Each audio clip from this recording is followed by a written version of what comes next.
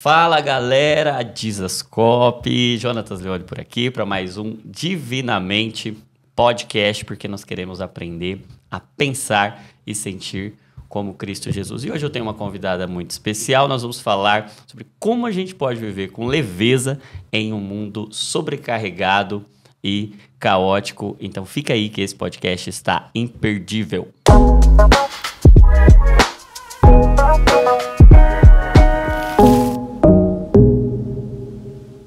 Luísa Nazaré, seja muito bem-vinda. Prazer é todo meu, Johnny. Que honra ter você aqui. Bom fazer esse download de relacionamento da vida real. Ai, né? que honra, viu? Muito, muito especial. Já admiro o seu trabalho já de bastante tempo, já fui muito edificado pela sua vida. É recíproco. E hoje vai poder abençoar mais ainda a minha vida e a de bastante gente que vai poder acompanhar esse conteúdo. Que legal, obrigado, viu? Eu que agradeço pelo convite, é uma honra estar aqui com vocês. E fala um pouco sobre Luísa Nazaré, esposa, mãe, conta um pouco da pessoa Luísa Nazaré. Luísa Nazaré.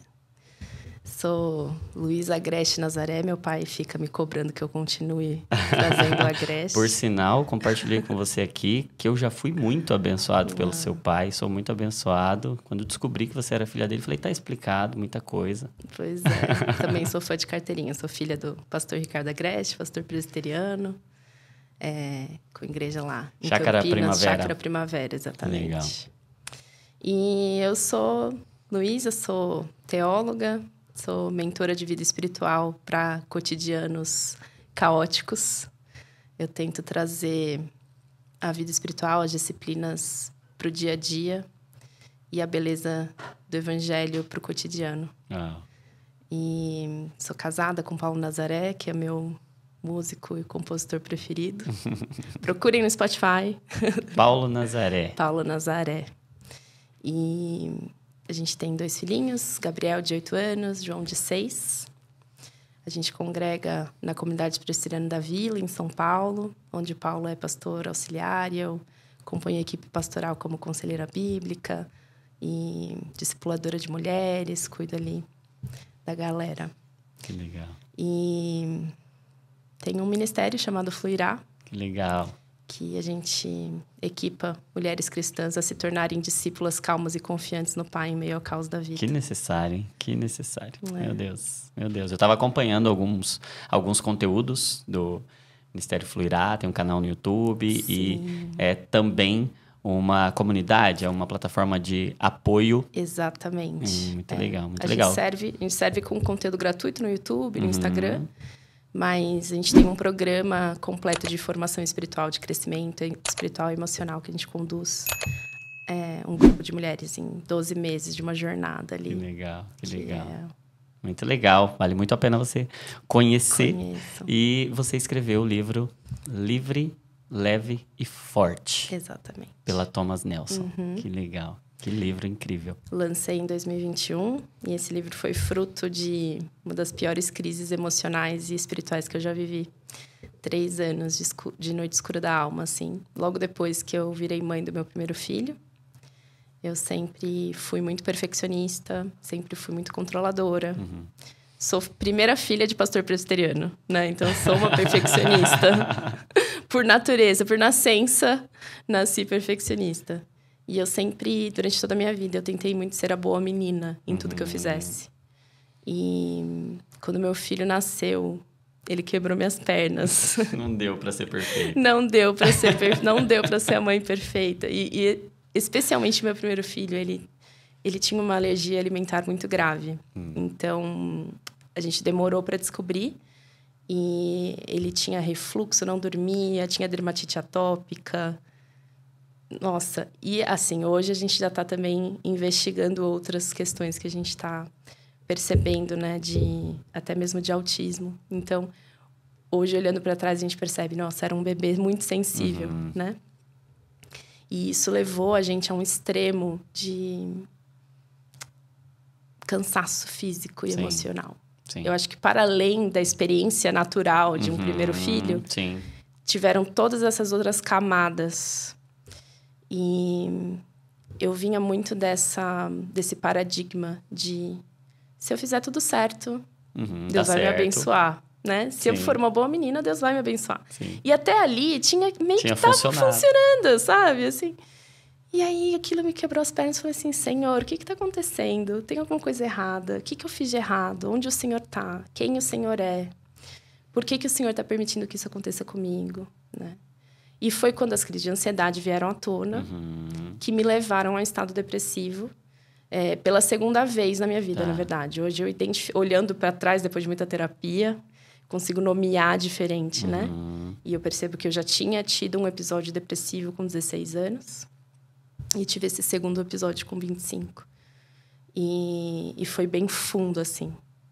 Foi um lugar de ausência da percepção de Deus. Que eu acho que é muito duro. Eu não perdi minha fé, Sim. mas estava por um fio. E eu acho que foi um lugar de desconstrução e de reconstrução. Sim. Quem Deus é, quem eu sou, o que Ele espera de mim. E como que eu posso viver num mundo imperfeito e imprevisível em que a conta matemática não fecha. Exato. Sem me desesperar. Sim. Né? E foi daí que nasceu o livro. Então, eu conto um pouco do meu relato com crise de ansiedade, com depressão. E com essa jornada de reconstrução para tanto emocional quanto espiritual, para conseguir navegar de maneira Como é que você diferente. encontrou Deus em meio a essa quebra de paradigmas? Porque você disse que com 16 anos já tinha tido, hoje você reconhece lá atrás um episódio depressivo. Como é que você encontrou Deus lá? E como é que você encontrou Deus nesse episódio com 25, já com uma outra cabeça, mas também com uma demanda totalmente diferente? Como foi que nasceu, talvez, a mensagem e a autoridade para carregar o que você carrega hoje, né? Como foi? É interessante, assim, eu sou muito introspectiva e sempre fui muito tímida, muito na minha, assim. Muito dos livros e de... Então, naturalmente, passar tempo sozinha, para mim, já era um prazer enorme. E quando eu tive esse primeiro episódio depressivo com 16 anos, foi num período em que eu fui fazer intercâmbio nos Estados Unidos. E aí, essa solidão foi exacerbada. Essa palavra é trava-língua mesmo. Ficou além daquilo que eu conseguia suportar, né? E eu sempre fui muito rata de livros. E o Senhor sempre conduziu muito a minha história através de livros, assim. Meu crescimento espiritual. E foi quando eu li pela primeira vez a Celebração da Disciplina do Richard Foster. Sim. Maravilhoso. E eu tive este encontro com as disciplinas contemplativas e uma primeira introdução à espiritualidade contemplativa, né? E aquilo para mim caiu como uma luva. Eu falei assim, eu já sou propensa a isso, já amo o silêncio, já amo a solidão e agora eu posso transformar a solidão em solitude, né? Posso preencher essa solitude com a presença de Deus. E posso praticar uma outra forma de ler a Bíblia, uma leitura orante com meu coração, degustando, né? Então, foi um encontro ali com a espiritualidade contemplativa que foi muito formativa para mim e que, desde então, eu vim praticando e estudando tudo que eu podia a respeito disso, dos pais da igreja, de todas as tradições possíveis da espiritualidade. E como isso já estava muito arraigado em mim, eu sempre mantive muitas minhas disciplinas espirituais. Então, mesmo depois que meu filho nasceu, deu aquela desajustada, né? Mas eu tinha muito firme esse propósito de eu preciso continuar, de alguma maneira, mantendo minha vida de oração, minha vida de leitura, minha vida de meditação. E aí, acho que foi o primeiro lugar de provação do Senhor, nesse sentido, para que eu desconstruísse um pouco a minha visão do que é a disciplina, né? Porque eu acho que até ali eu estava muito presa ao formato e menos à essência. Então, para mim era, eu preciso acordar tal hora, eu preciso fazer de tal jeito, preciso ter essa... de uma rotina. Eu preciso de uma... Exato. Se não for exatamente desse jeito, perfeccionista que sou, não faço, né? E quando meu filho nasceu, eu não tinha essa rotina. Até mesmo quando eu tinha a possibilidade de manter, talvez eu não estava tão disposta mentalmente e fisicamente para fazer. Então, eu precisei desconstruir, precisei começar a trazer para o dia a dia. Então, eu vou meditar na hora que eu estou lavando a louça. Eu vou ler a Bíblia, ao invés de ler, eu vou ouvir, caminhando, né? Então, eu fui desconstruindo essas disciplinas, incorporando elas no cotidiano. Em um cotidiano caótico e desorganizado por essência, porque não dá para a gente controlar e organizar tudo que acontece à nossa volta.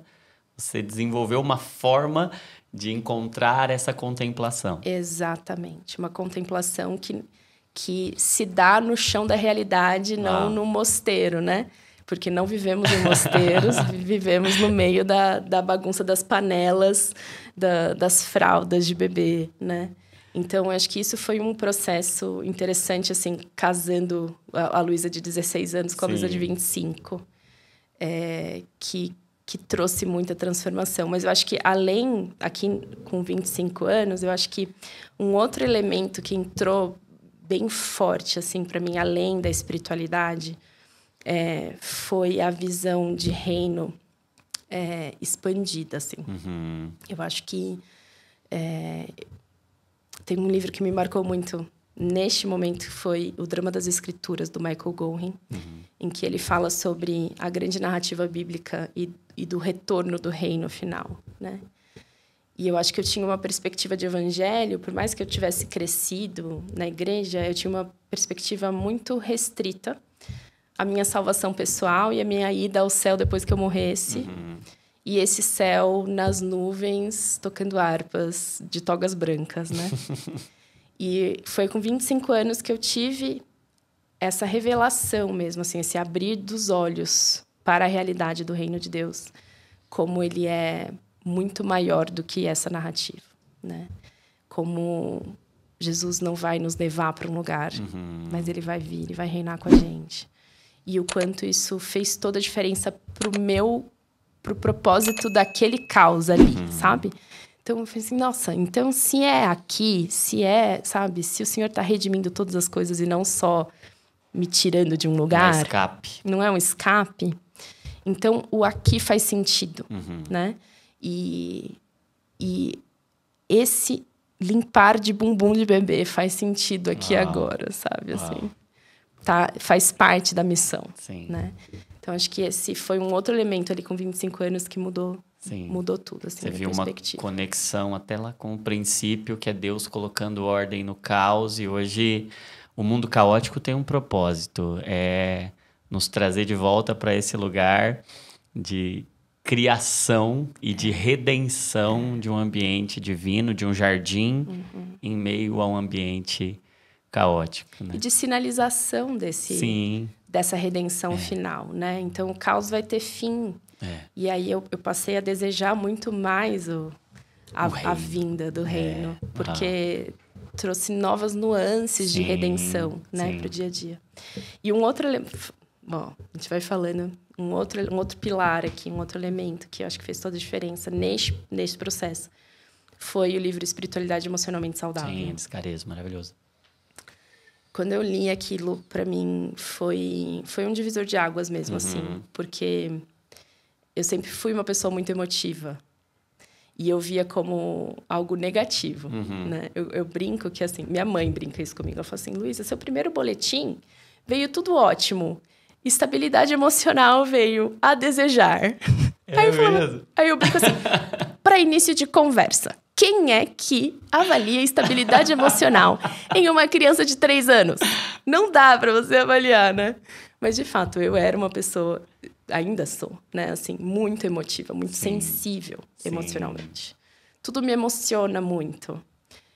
Chorar é todo dia, sabe? Assim...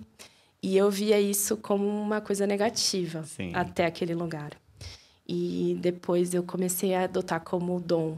Eu entendi, não é um sensibilidade. dom. É uma sensibilidade que o Senhor me deu e que faz parte da vocação que Ele tem para minha vida. E passar a introduzir todas as emoções dentro do meu relacionamento com Deus. Fez toda a diferença. Porque eu acho que antes eu tinha um relacionamento com Deus muito de... quando eu estou me sentindo de determinada maneira, eu louvo. Quando eu não estou, eu não posso louvar. Hipocrisia, né? Ou então a raiva não faz parte dentro desse relacionamento. a tristeza, onde que eu encaixo todos esses sentimentos aqui diante do Senhor. E aí, a partir desse momento, eu entendi, ei, todos esses sentimentos fazem parte da minha experiência e do meu relacionamento com Deus. E eu posso trazê-los para serem redimidos diante da cruz de Cristo. E eu acho que isso foi trazendo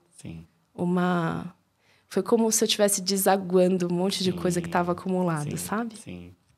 Isso, de certa forma, te dá uma característica de Deus que talvez seja difícil da gente entender, compreender e aceitar, que Deus também é sensível, no sentido de que Deus se emociona, Deus sente, Ele te deu uma capacidade de ter uma parte dele, de ser sensível como Ele é. Essa visão de um Deus que se emociona é difícil pra gente aceitar por vezes, né? Parece... Porque a gente talvez conecte muito emoções com fragilidade, né?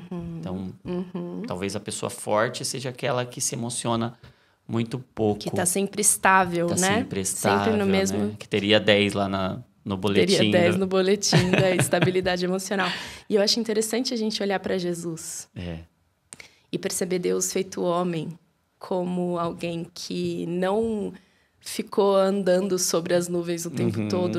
Às vezes a gente pensa, não, Jesus, ele mantinha uma serenidade constante, pacífico, sempre em paz.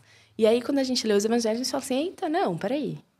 Jesus chorou, mesmo sabendo que ele iria ressuscitar. Ele sabia o que ia acontecer, mas ele se permitiu vivenciar aquela emoção. Eu acho que isso diz muito sobre como a gente deve vivenciar as emoções. Não é sobre ser levada por elas, mas também não é sobre reprimi-las, é sobre vivenciá-las. Sim. Deixar que elas existam, que elas tenham o seu lugar aos pés da cruz e aos pés da perspectiva de que, não, tá bom, toda tristeza, o choro vai durar uma noite, a alegria vai vir para uma manhã, né? Então, acho que abrir espaço para as emoções existirem dentro da nossa dinâmica com Deus. Para elas serem redimidas, né? Para elas serem redimidas. Eu enxergo que há uma tendência nossa para reprimir, né? Sim. E o evangelho vem para redimir, né? Então, se a gente reprime ou vive uma vida reprimida, e emoção reprimida geralmente gera doença, né? E a nossa espiritualidade, ela durante muito tempo foi, de alguma forma, impulsionadora, e talvez não só a espiritualidade, mas a espiritualidade carregou consigo uma visão de que o forte é aquele que não se emociona, é aquele que mantém uma estabilidade, tirando esse aspecto emocional do divino também. Essa humanidade que há no divino, Jesus, como a imagem invisível do Deus invisível se emociona, Deus se ira, Deus se alegra, Deus se entristece. A Bíblia vai dizer até que nós podemos nos irar e não pecar. Porque a emoção por si não é pecado, né? A emoção, ela é parte até da natureza divina. Deus é emocional, se a gente assim pode dizer. E talvez essa capacidade de sentir como Ele sente, de alinhar o nosso coração ao dele, seja o plano dele para nós, a vontade dele, é esse alinhamento da nossa sensibilidade a dele, e você poder descobrir isso, né? Eu sou sensível, isso não é uma fraqueza. Exatamente. Isso é uma força. É uma força. E eu acho que é uma força em meio a um mundo que tende à insensibilidade, né? E eu acho que é tão poderoso a gente perceber que o nosso Deus é sensível. Eu estava trazendo uma reflexão lá na nossa comunidade sobre Êxodo 34, em que Deus se descreve pela primeira vez na Bíblia, né? E aí ele fala, eu sou Deus de compaixão e misericórdia. E aí, estudando esse termo de compaixão, o termo utilizado é o termo hebraico para útero. Então, é um Deus que se comove nas suas entranhas. O estômago de Deus se embrulha frente à dor. Então, acho que se comover faz parte da imagem e semelhança de Deus em nós. E como que a gente pode vivenciar essas emoções com Jesus, né? Eu acho que esse aspecto do diferenciar as emoções ruins do pecado Eu acho que é essencial. E uma das coisas que fez muita diferença no meu processo de luta com a depressão e com a ansiedade, eu sentia muita raiva de Deus. Só que era uma raiva que eu não conseguia admitir. Então, nas minhas orações, eram orações religiosamente corretas. Minhas orações eram: ó Senhor bondoso, soberano Deus gracioso, abençoe. Eu não me atrevia a falar como Davi, assim, Senhor, aonde o Senhor onde está? O Senhor está? O Senhor me abandonou, o Senhor me deixou aqui. Exatamente. Eu tô com raiva, eu tô com medo. E aí foi quando eu percebi que existe uma diferença entre murmuração e lamentação. Murmuração é você ir lá pro Senhor, Senhor, o Senhor é muito bom, eu te amo, maravilhoso. Aí vira as costas, Senhor, não me dá aquilo que eu quero, Senhor, como é que o Senhor tá fazendo isso comigo, não sei o quê. O lamento é você se apresentar diante do Senhor e falar: Senhor, não era para ser assim. E isso me chateia muito. E é doido, né? Porque às vezes a gente acha que Deus não sabe o que a gente de fato está sentindo. E que Deus não aguenta. Deus aguenta, Deus é forte, Deus é grandão. Ele sabe o que a gente está sentindo. E Ele aguenta as nossas dúvidas. E a gente fala tanto da paciência de Jó. Jó chegou a um limite, que ele falou: Senhor, não estou conseguindo. Não estou conseguindo entender. E foi depois deste lugar de se abrir, de honestidade brutal diante do Senhor. E o Senhor coloca Jó no seu lugar e fala: Jó, vai ter coisa que você não vai saber. E ponto. E foi mais ou menos aonde o Senhor me levou nesses 3 anos, assim. Porque eu fiquei durante 3 anos, perguntando: por quê? Por que eu? Por que só eu? Por que não? Por que tem um monte de mulher aqui na igreja que o filho nasceu perfeito, sabe assim? Que tá ali, ó, já tá tocando a vida e eu tô aqui. O que eu fiz para merecer? E o Senhor me conduziu nesse lugar e falou: Luísa, por que não você? O que eu te devo? O que eu te devo? O que você tem que você já não tenha recebido de graça? Por que você tá me cobrando? E foi... Parece duro, assim, né? Mas foi uma dureza paternal, amorosa, do tipo: filha, eu te amo. Isso daqui que está acontecendo e qualquer outro mal que acontecer na sua vida não é o equivalente à minha falta de amor. E eu acho que às vezes a gente anda com isso lado a lado. Alguma coisa ruim aconteceu. Deus deve estar me punindo. Deus deve estar me castigando. Deus não deve gostar tanto de mim, deve gostar mais do fulano ou da ciclana. E Deus veio e falou assim: filha, a matemática não é essa. É diferente. No mundo tereis aflições. Inclusive, se você estiver cumprindo a missão, talvez você vai ter mais aflições. Tem alguns sofrimentos que só os amigos de Jesus Só os amigos de Jesus passam. têm o privilégio de passar, sabe? Interessante que Paulo fala isso, né? Que nós temos o privilégio não apenas de crer, mas de padecer. E de completar os sofrimentos de Cristo. Uau! Isso é muito profundo. E você disse que há uma diferença entre murmurar e lamentar, e que Deus gosta do lamento, né? No sentido não do sofrimento propriamente dito, até porque há um plano para isso, mas eu acho interessante que o lamento é algo tão bíblico que tem até um livro na Bíblia chamado Lamentações, né? E existem inúmeros salmos de lamento e há um poder no lamento, porque, de fato, Deus não quer nada reprimido. Deus não quer nenhuma dor reprimida. E essa dor, para essa era, ela tem um propósito, né? É um clamor por essa redenção, é um clamor por esse reino, é um clamor por esse movimento de Deus nessa era. E a gente alinhar o nosso coração em compaixão ao coração de Jesus, em sensibilidade ao coração de Jesus. E talvez foram essas experiências que geraram em você a consciência daquilo que ele já tinha depositado sobre você. Então, lá com 16 anos, você descobriu, e uma crise, eu acho interessante isso, né? Como as crises revelam para nós coisas que nós precisamos por vezes, né? Elas têm um poder revelador. E ali você descobriu com 16 anos o poder das disciplinas contemplativas. E você viu que havia algo do espírito que podia tocar a sua alma e que podia te ajudar nesse processo.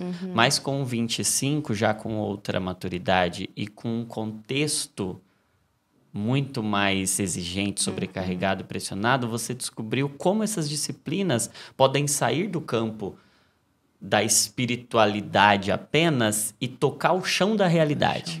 Como é que a espiritualidade toca o chão da realidade em um mundo sobrecarregado, em um contexto caótico, de múltiplas demandas e de múltiplas tarefas que exigem você ali que você não pode dizer não. Não se trata de... Você não tem como simplesmente dizer, eu não vou fazer. Eu tenho responsabilidades e foi Deus quem as deu. Existe uma responsabilidade que é de Deus para a sua vida e você tem que fazer. Sim. E como é que você continua vivendo uma vida no Espírito e praticando disciplinas em um mundo de rotinas indisciplinadas, porque o nosso filho não escolhe a hora para fazer xixi ou cocô, a hora que quer mamar, né? E o que você diria assim de forma bem prática para quem hoje está passando por esse processo, está vivendo um contexto de sobrecarga, dessas duas experiências? O que você podia deixar de dica prática, assim, ó? Como é que eu pratico hoje o que eu aprendi sobre essa espiritualidade comum do dia a dia, na prática, mas que me faz viver uma vida ainda assim contemplativa?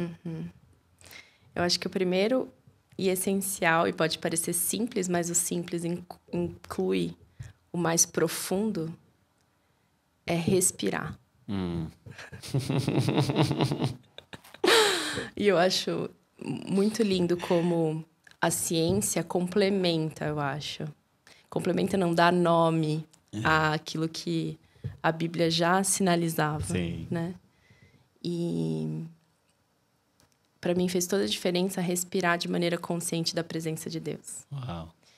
E eu tomei essa... E a gente respira o tempo todo. A gente respira o tempo todo. Não pode parar. E respira de graça. E respira sem precisar fazer nenhum esforço para o Senhor nos dar ar, né? Meu Deus. Então, acho que assim, você respirar de maneira consciente já te leva num lugar de... Nossa, eu não fiz nada por merecer esse ar que está entrando nos meus pulmões. Não fiz nada por merecer. E eu tomei consciência da profunda diferença da respiração na nossa vida quando eu li que a palavra, o nome de Deus, Yahvé, é impronunciável porque é o som da nossa respiração. Meu Deus. E aí, para mim, eu tô o tempo todo na presença do Deus glorioso. O tempo todo clamando por Ele. Ele. O tempo todo clamando por Ele. Respirando. E recebendo graça. Então, para mim, fez toda a diferença aprender. Isso é muito profundo. É muito. E é simples, porque é algo que a gente já faz, que você não precisa incorporar um novo hábito na sua vida. É o fôlego de vida que a gente recebeu no princípio e que a gente está continuamente recebendo. A gente continua recebendo graciosamente. Continuamente. E no meio do caos, a graça está presente no ar que você respira. E Deus está presente tão certo quanto o ar que você respira. Então, isso para mim é um elemento, assim, simples, mas extremamente profundo e transformador. Se você aprender a perceber a presença de Deus e perceber através do seu respirar. Sim.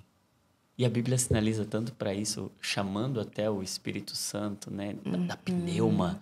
E a gente estuda a pneumatologia, na nossa teologia, parece tão assim... Que o Espírito é o próprio vento, é o inspirar, é a inspiração divina, né? Esse fôlego, e Deus soprou sobre nós, até quando Cristo ressuscita, ele faz questão de soprar ali para dizer, ó...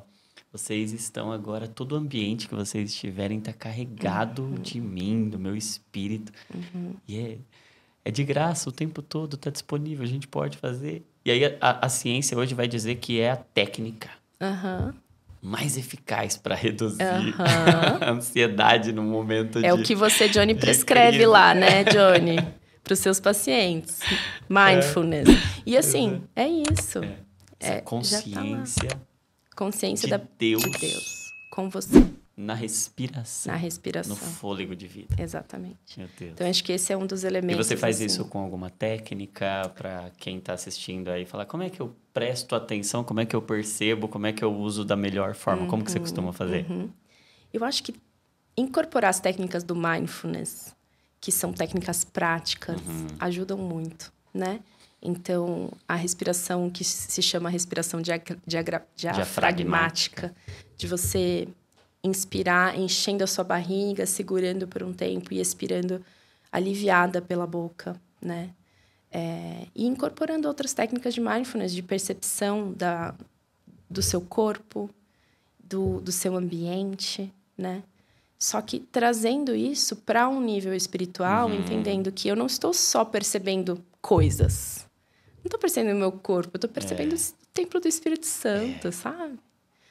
Então, acho que isso são técnicas básicas que a gente pode ir incorporando. Sim. Uma coisa que... Um outro elemento, assim, do dia a dia que aí une um pouquinho, acho que é a contemplação com a oração, para mim, é fazer caminhadas contemplativas com Deus. Uau. E aí, para mim, isso aqui unir o útil ao agradável, né?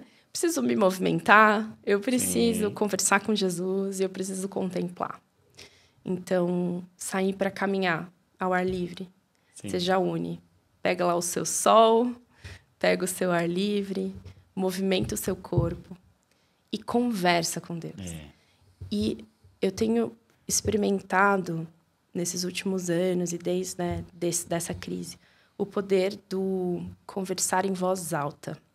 E não só conversar, mas ler a Bíblia em voz alta. Legal. A Bíblia foi feita para ser lida em voz alta. É verdade. Foi feita para isso. E não só lida em voz alta, como repetida. Lida várias vezes. Os salmos foram feitos para serem lidos várias vezes. E até mesmo em movimento. Se você olha, por exemplo, os judeus... Sim, os judeus assim fazem. Os judeus, eles oram se movimentando. Né? Fazendo movimentos assim. E a gente foi perdendo um pouco o nosso corpo dentro da nossa oração, né? Então, eu gosto muito de integrar o corpo nas minhas orações. Sim. Eu tenho uma oração que eu ensino para as minhas alunas, que é a oração de rendição. É uma oração tão simples, mas que faz toda a diferença no meio do fuzuê da vida, quando a preocupação chega. Eu falo, preocupação chegou, bateu lá na sua mente. Ao invés de você deixar ela ficar lá, criando minhoca, fecha suas mãos e admita, Senhor, eu não sei como lidar com isso. Mas o Senhor sabe. Uau. E aí, naquele momento, você rendeu aquilo para o Senhor. E aquilo isso não está mais na sua cabeça. Traz para a realidade. Te traz para a realidade. Porque é o seu corpo, você está vendo, é algo que está tocando ali. É esse seu descobrir mesmo de que o que é espiritual pode tocar a realidade mais conturbada, caótica e sobrecarregada.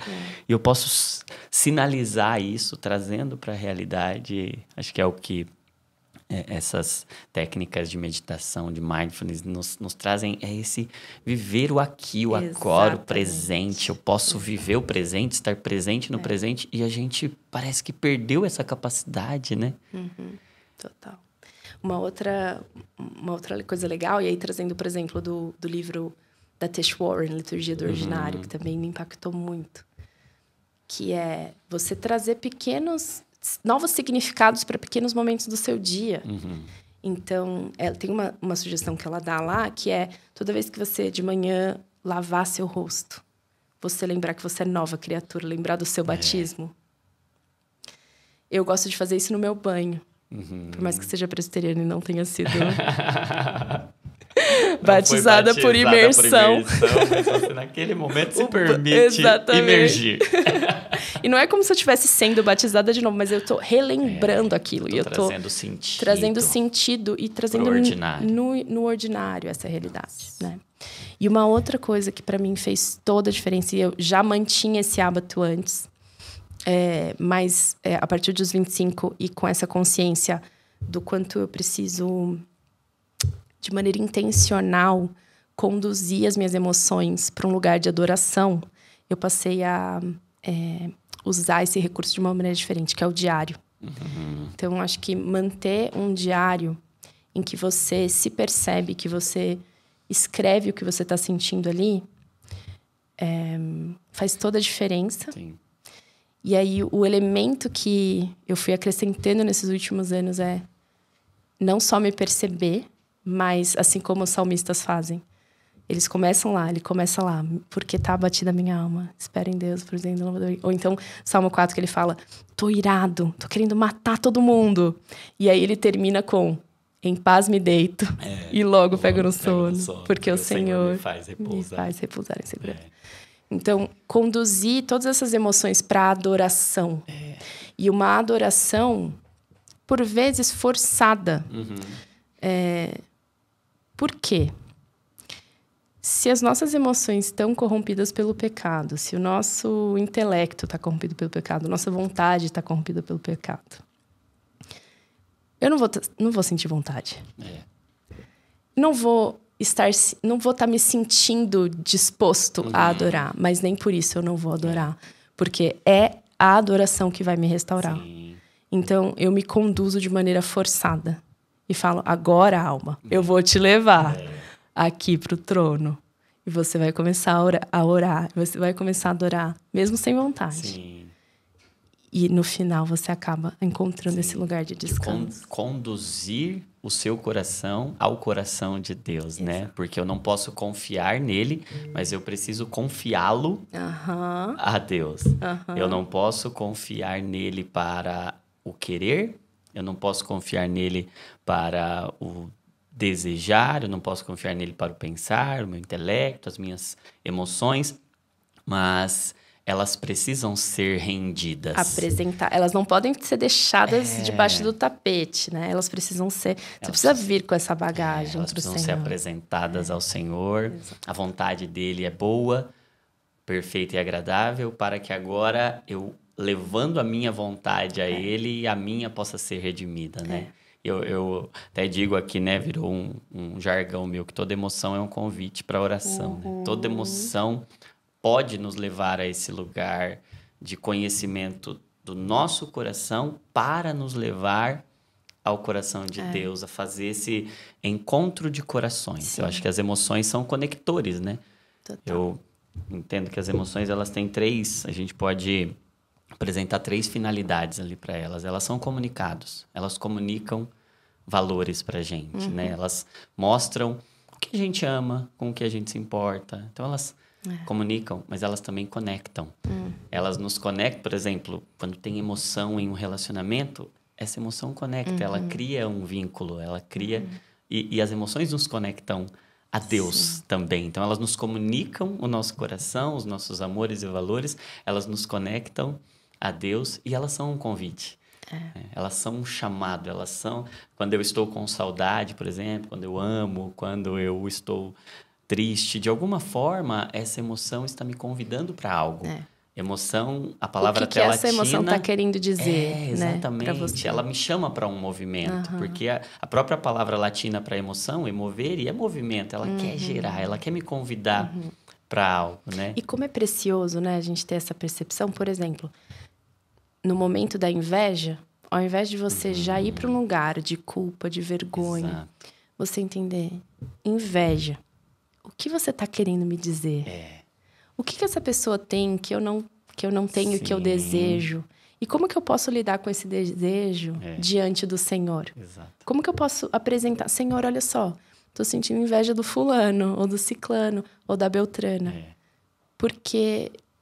isso está acontecendo na vida deles. Sim. E eu gostaria que isso acontecesse na minha também. Então, você redimiu essa emoção da inveja. Alinhar o meu coração. Quero alinhar o meu coração ao seu. Os meus amores. Exato. O que eu estou amando que talvez não deva amar tanto quanto, Exato. ou que eu não estou amando e não deveria, o que eu estou amando e não deveria amar, o que eu não estou amando e deveria amar. Esse conhecer o coração, ele vem por meio das emoções, né? Eu chamo as emoções de ressonância dos amores, né?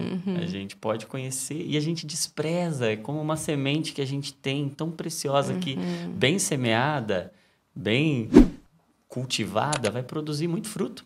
Fruto do Espírito em nós, ele é o resultado de emoções semeadas aos pés de Jesus. Redimidas. Né? Que lindo. E você falou, então, de dicas práticas aí da respiração consciente. Caminhada contemplativa. Você falou da caminhada contemplativa. E eu acho tão interessante porque hoje, talvez, há um espírito de correria. A gente está sempre correndo, né? E talvez seja... Nosso grande desafio é trazer caminhada para a correria, né? É desacelerar para contemplar. Jesus é o caminho, não é a corrida. E Deus não chamou Abraão para correr com ele, nem Enoque para correr com ele, mas era sempre anda comigo. Enoque andou com Deus. Só fazendo um parênteses dentro dessa fala, Johnny, tem um autor japonês que ele escreveu um livro chamado O Deus que anda a 5 km por hora. Seria essa a tradução em português, né? Acho que é 3 Mile Hour God. E ele fala que Deus não tem pressa. Ele falou, Deus não tem pressa. Deus caminha no compasso do caminhar de um homem. Porque ele é amor. E o amor requer tempo.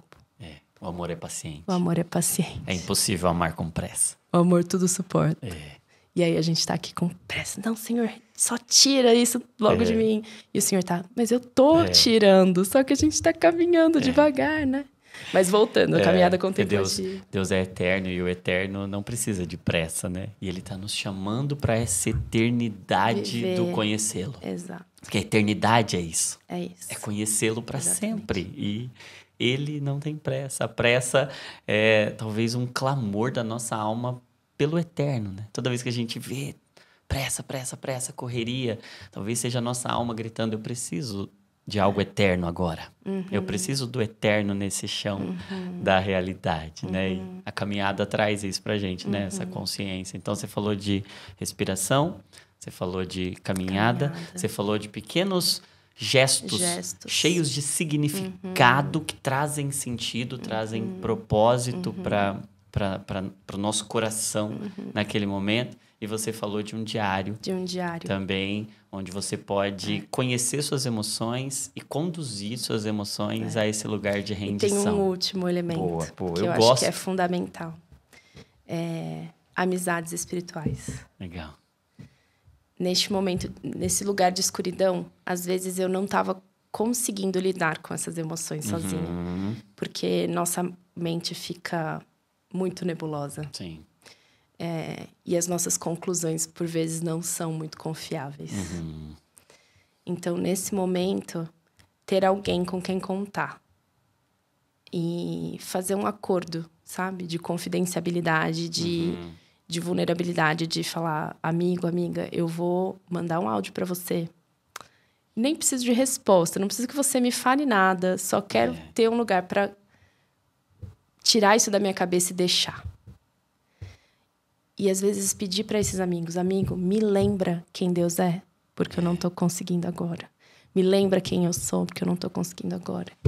Minha mente não está confiável, tá me levando para um lugar de conclusões equivocadas e eu preciso do teu resgate, sabe? Então, às vezes, o seu amigo vai ser Jesus para você, sabe? Então, acho que esse é um elemento fundamental. O amigo, também. eu até vi uma vez o Marcos Brunet falando sobre isso, né? Falando que a palavra, na etimologia da palavra amigo, tem lá guardião da alma, né? É alguém que vai proteger a sua alma nos momentos em que você não consegue, né? Em que você está com conclusões talvez nebulosas. E como é bom ter alguém para guardar o nosso coração junto com a gente, dentro do coração de Jesus, quando a nossa força não é suficiente, né? Muito profundo isso, e a gente ter esse ouvido terapêutico, porque eu acho que a oração até, por vezes, nos apresenta esse Deus que pode não necessariamente me responder. Pelo menos da forma audível que eu gostaria. Ou no tempo que eu gostaria. Como Cristo, quando está no Getsemane, e ele está orando, e ele não tem necessariamente uma resposta ativa ali, né? Não vou fazer, você vai passar, mas há uma convicção. Eu estou sendo ouvido. Eu estou sendo ouvido. E eu acho que isso tem um poder muito grande pra gente. A igreja pode ser uma comunidade terapêutica, não tanto pela nossa capacidade de falar, de aconselhar. Né? Porque às vezes é difícil, nas relações de amizade, a gente espera, né? Você fala, eu preciso falar alguma coisa para esse meu amigo. O que eu vou falar para ele? Eu até fujo dos Mas assuntos mais difíceis. Mas você ter essa liberdade de entender, não, amigo, você não precisa. E às vezes você até avisar, não precisa nem me dar conselho, não é isso que eu tô buscando. Eu tô só buscando um espaço para existir, para essa dor existir. E para você sentir ela junto comigo, sabe? E carregar o fardo junto comigo. Enquanto eu elaboro aqui, enquanto eu tento resolver essa questão, só ora por mim, sabe? Esteja comigo. Sim. Seja um ouvido para mim. Seja um ouvido para mim. Porque o ouvido conecta muito ao coração, né? Você vê que quando a Bíblia até nos fala, ouve, ó Israel, ouve. Tem essa simbologia do ouvido, aquele que ouve e obedece. Tem algo que conecta o ouvido ao coração e nada comunica mais. Não é o falar que mais comunica o coração. O que mais comunica o coração é ouvir, né? Talvez a igreja precise mais de ouvir, por isso sejam, pois, prontos para ouvir e tardios para falar, né? A gente desenvolver essa capacidade terapêutica de ser ouvido para quem está sofrendo, para amigos que estão lidando com o caos naquele momento, né? E você... Queria até explorar, porque isso aqui me abençoou demais quando eu li a respeito, enfim, ouvi você falando de um método de maturidade espiritual. Explica esse método, porque isso é algo tão profundo e tão poderoso, que eu acho que se a gente desenvolver essa maturidade espiritual, muito da nossa angústia encontra significado, encontra propósito, né? Como que é? Nós somos seres integrais, né? E multidimensionais. Então, nós somos corpo, mente e espírito, né? Em algumas traduções a gente divide dessa maneira, outras acrescentam a alma, enfim, né? E ao longo do tempo, no meu processo de restauração emocional e espiritual, eu fui percebendo que dentro do meu coração eu tinha algumas rachaduras, assim. Uma era uma desconfiança que eu tinha do caráter de Deus, que eu acho que é a rachadura original de todos nós, né? O pecado foi esse, o pecado original foi desconfiar. Deus é realmente bom? Ele é realmente confiável? Eu posso, de fato, sabe, ter certeza de que ele está querendo o meu bem e não o meu mal, né? Depois, uma falta de uma segurança e uma autoestima bíblica em Jesus. Então, eu andava muito num lugar de... Eu sou uma pecadora miserável. E sem conseguir me apropriar do valor e segurança de estar em Cristo. Mesmo ainda lidando com o pecado, né? Então, é diferente você se olhar como... Eu sou um pecador miserável ou eu sou um pecador redimido por Cristo, né? Depois, uma sintonia com o Espírito Santo.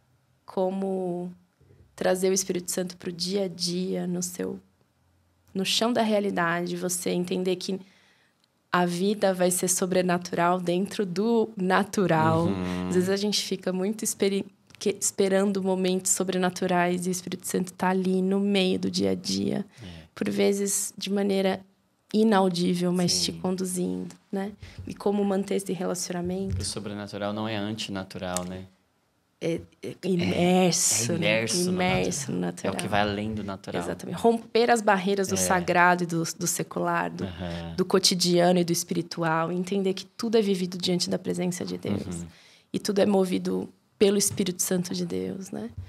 E eu acho que uma quarta rachadura era essa visão de reino e de propósito que expandido, né? Então, eu tinha essas rachaduras no meu coração.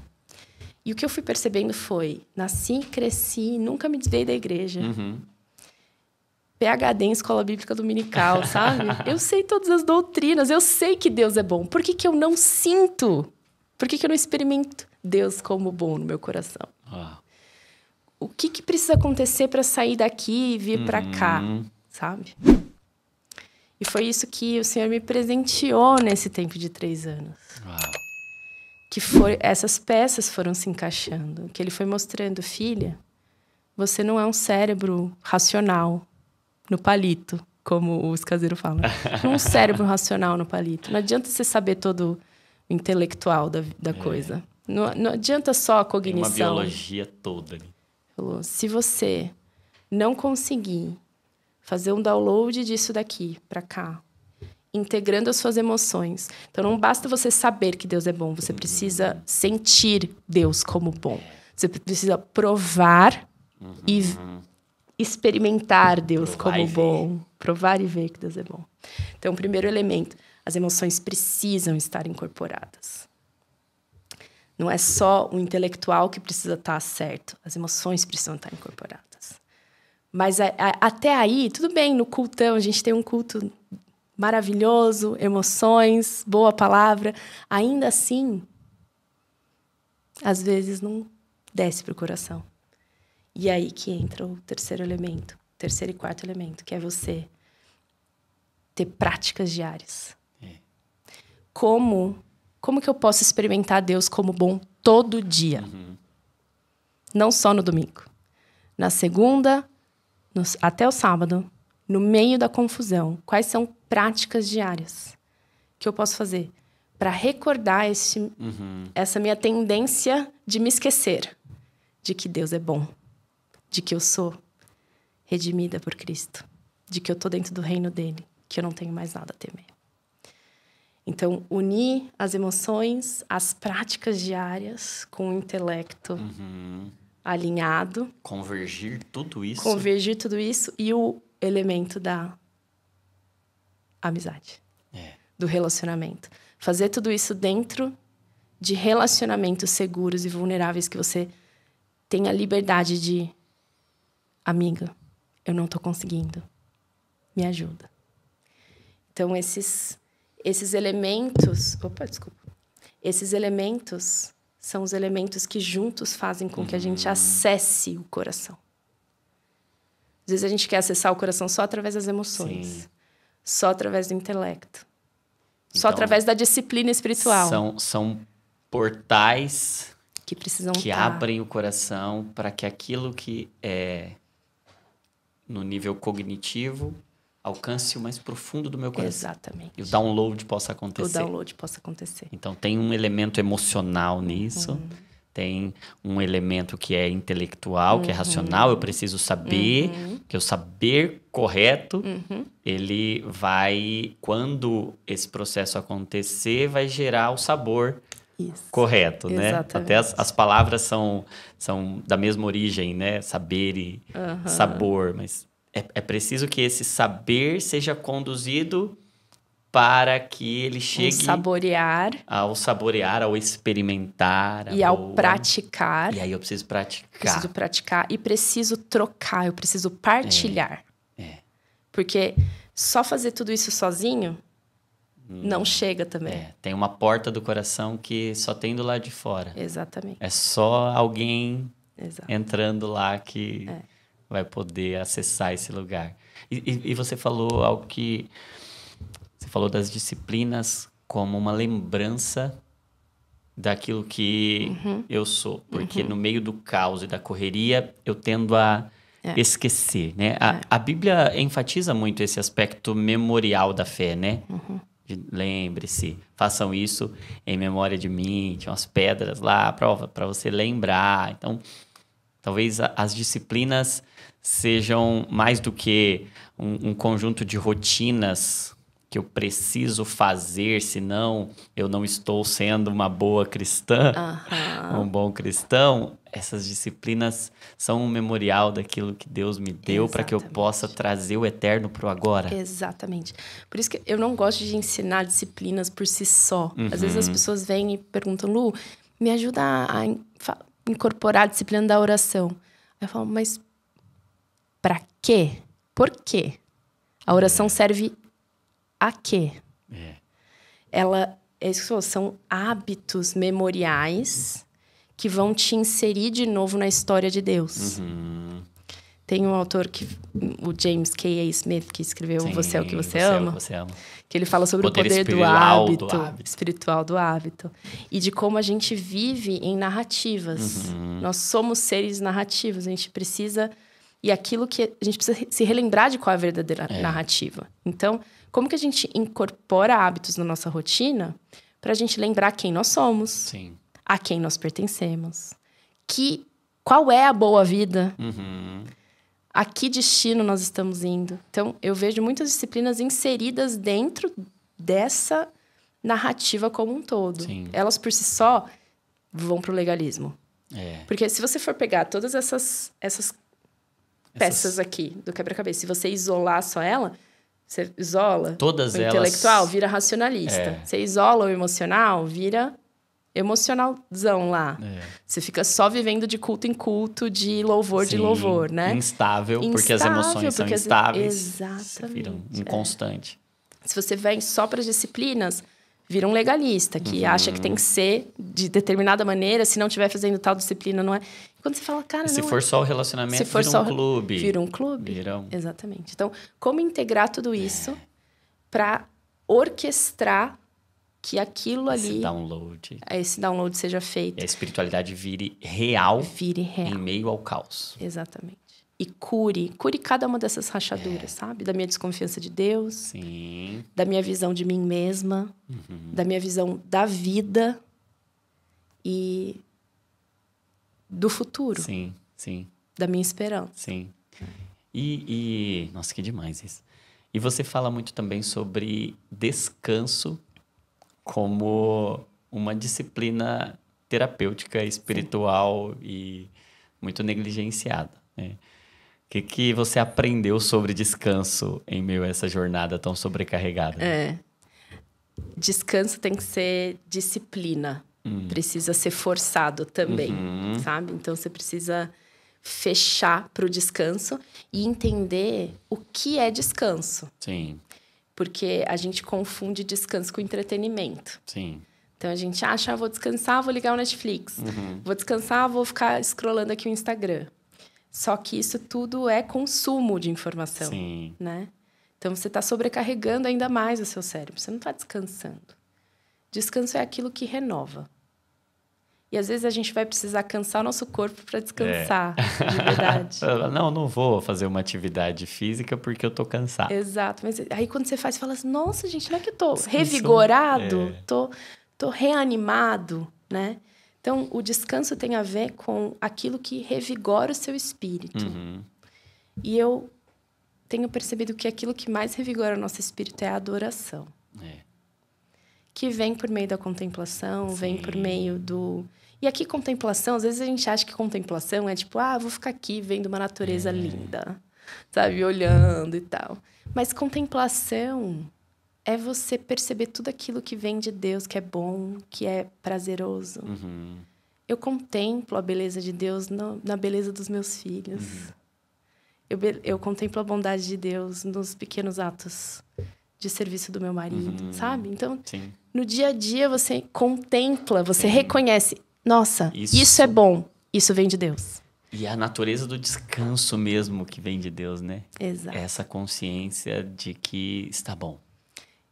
É suficiente. É suficiente. E isso é interessante, sabe, Deus Johnny? está aqui. Deus está aqui. E Deus está agora no descanso. Para mim, é muito louco eu olhar e falar assim...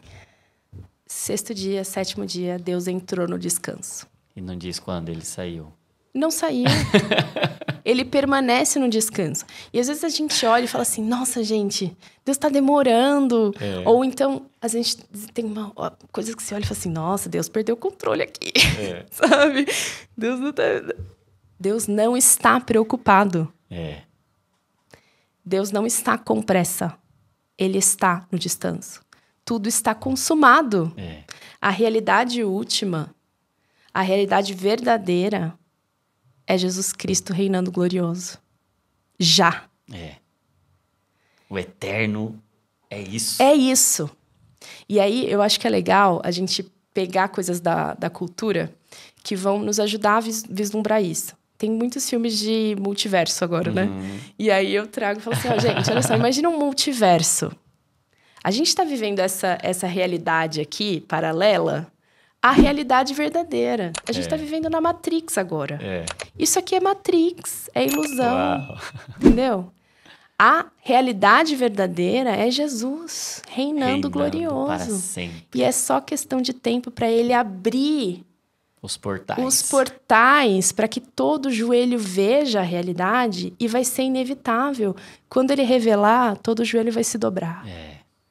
Então, quando você vive, de novo, trazendo hábitos diários para você relembrar isso, a realidade última, a realidade verdadeira é Cristo reinando soberano, você vive de maneira diferente. Porque você percebe, Deus não está com pressa.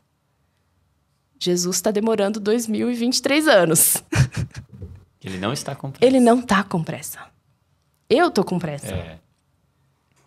Ele já consumou tudo. Ele descansa.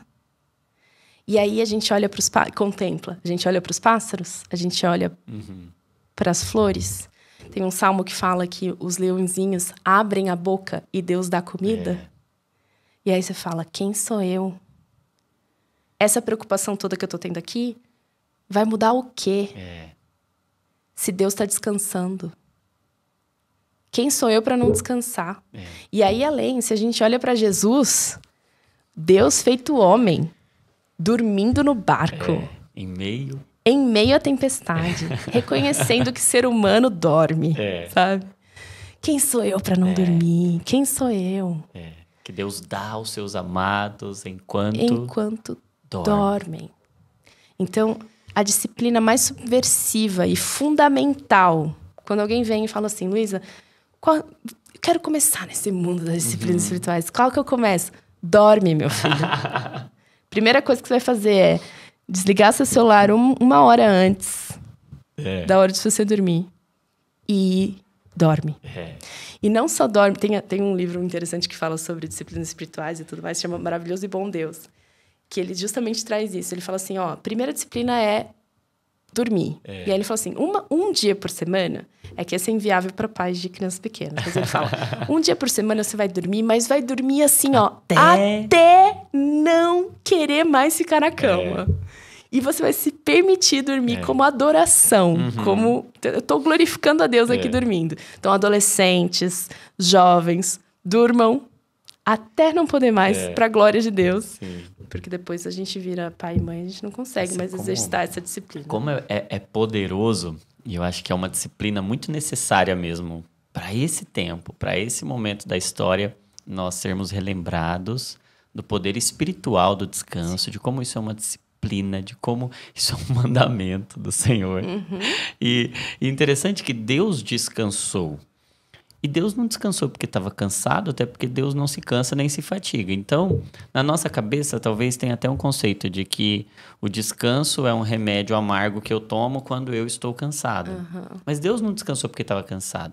Deus descansou e santificou o descanso porque talvez tenha algo, e eu penso no descanso como uma matéria-prima de santidade. Quando eu estou tão cansado, sobrecarregado, e eu não consigo descansar, eu fico altamente vulnerável e suscetível às tentações e aos pecados. Tanto é que Esaú, quando ele chega da sua caça, extremamente cansado, sobrecarregado, ele tem agora o ambiente perfeito para trocar aquilo que era o seu direito de primogenitura por um prato de lentilha. Eu penso que o cansaço extremo, quando a gente não descansa, quando a gente não vive essa vida de disciplina do descanso, de uma prática rotineira, parece que a gente tem até orgulho De não descansar. Parece que a gente se sente mais autoconfiante e até mais crente. Porque a gente vive uma vida muito ativa, a gente não precisa parar. E como Deus está nos levando de volta para esse lugar de entrega. E de reconhecer os seus limites. Porque eu acho que para descansar você precisa dizer não. Antes de descansar, você precisa aprender a dizer não. Limites.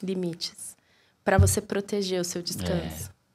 E eu acho que a vida religiosa, ela é tão cheia de oportunidades. Eu acho que os piores nãos que a gente... Os mais difíceis de dar... São os que envolvem. Exato. Não são as coisas ruins. Porque dizer não pro pecado... Não, pro pecado é claro que eu sei que é pra dizer não. Mas e pra oportunidade de servir tal ministério? Então, acho que a gente precisa ter uma consciência, e aí entra um pouquinho, né, da gente aprender os ritmos da vida, entender qual é a estação da vida que eu tô vivendo. Há tempo para todo propósito. Exato. Agora é tempo do quê? Nem todo bom propósito é para agora. Exatamente. E aí a gente entender as prioridades. Então, cara, eu tô no tempo Meu tempo é disso. Tô no tempo da criança pequena. Quais são as demandas que eu vou aceitar? Do tempo presente. Exato. Para eu viver integralmente essa estação, respeitando os limites para que eu encontre descanso nesta estação. E aí eu acho que a gente entender, cara, às vezes eu vou ter que falar, não, amiga, eu sempre discipulei. Nessa estação não vou discipular. Por mais que eu ame, por mais que eu queira, por mais que exista a necessidade, porque às vezes a gente confunde. Não, se existe a necessidade é porque o Senhor está querendo que eu assuma essa necessidade. Tudo que você viu é porque você tem que fazer, não necessariamente. Não necessariamente.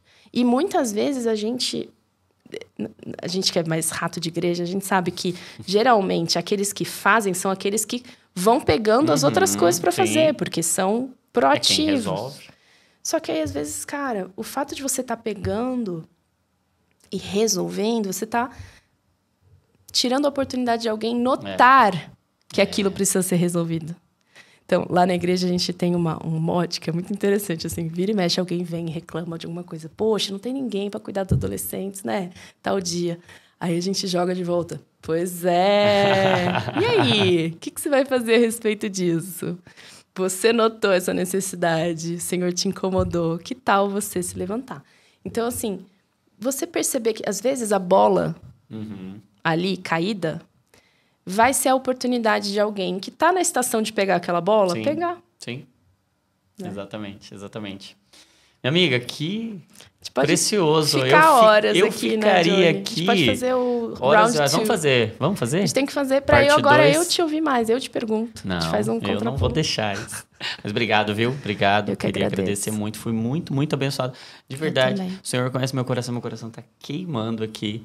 E meu desejo é que isso aconteça. Eu tenho certeza que vai acontecer com todo mundo que tá lá nos acompanhando. Vai sair desse nosso papo aqui com o coração queimando, com o coração ardendo, cheio de desejo por uma vida de descanso no Senhor, uma vida contemplativa, uma vida que traz o eterno para o agora, e o agora é tão pressionado, tão sobrecarregado, tão caótico. Mas você me inspirou demais, obrigado, viu? Eu que agradeço, de verdade, muito de bom. Verdade. Queria te dar de presente aqui o Divinamente, aprendendo a pensar e sentir como Cristo. Eu espero que abençoe a sua vida e logo, logo a gente se encontra aqui para o segundo. Topa? Top. Tá Estou à disposição de vocês. Marcado? Obrigada mais uma vez pelo convite, pela bênção de... tem uns tópicos que a gente se abre, né? Abre a caixa de Pandora, a gente fica aí horas conversando. Eu já vou ficar na expectativa aqui pela parte 2. Se você quer a parte 2 também, comenta aqui, ó. Parte 2. E aí, todo mundo que for ler lá antes de assistir, ver os comentários, já vai ficar cheio de curiosidade para tentar entender o que é. Eu espero que esse conteúdo tenha abençoado a sua vida. E se abençoou, eu vou te pedir uma gentileza. Você precisa compartilhar isso com muita gente mesmo. Você precisa compartilhar com no mínimo umas 5 pessoas, porque tá todo mundo precisando desse tipo de conteúdo. Você pode ser cura para alguém se você compartilhar isso. Você tá portando o remédio. E é muito egoísmo você ter o remédio que cura alguém e você não compartilhar. Então, faça isso, compartilha com muitas pessoas, lá no grupo da igreja, da célula, no grupo da família, até do trabalho, você pode compartilhar, porque esse conteúdo é necessário demais para o nosso tempo. Curte aí também, se você ainda não curtiu esse vídeo. É muito feio você assistir um vídeo até o final e não curtir. Falta de educação. E se inscreve no canal se você ainda não é inscrito. A gente tem podcast Divinamente aqui toda quinta-feira, mas tem conteúdo do Dizascope todos os dias. Eu tenho certeza que vai abençoar muito a sua vida. Não se esqueça, toda emoção é um convite para oração, porque você é uma cópia de Jesus. Deus abençoe e até o próximo Divinamente Podcast. Obrigado, minha amiga.